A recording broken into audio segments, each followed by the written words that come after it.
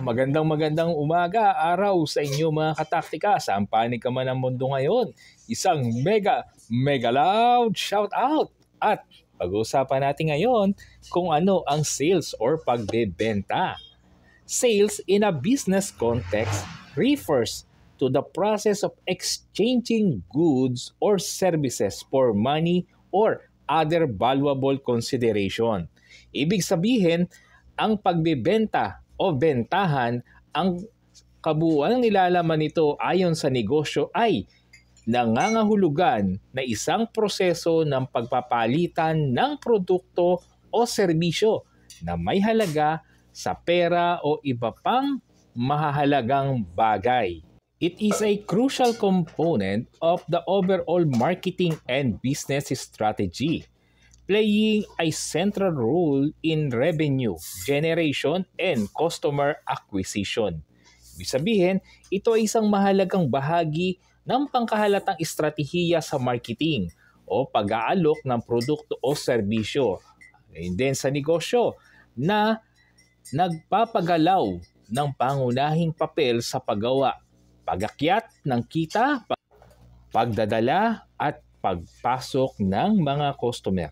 And here is an elaborate breakdown of what sales really means into three major category. Yan. Narito ang isang masusing pagsusuri kung ano talaga ang ibig sabihin ng sales sa tatlong mahalagang kategorya. Number 1, value exchange and customer focus. Yan. Pakikipagpalitan ng halaga at pagsusumikap na mapagtuunan ng pansin ang customer. Una, exchange of value.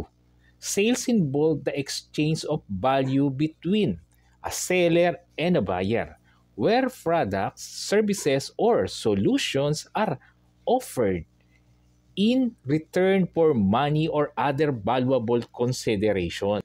Ibig sabihin, ang pakikipagpalitan ng halaga at produkto. Ang sales ay nangangahulugan.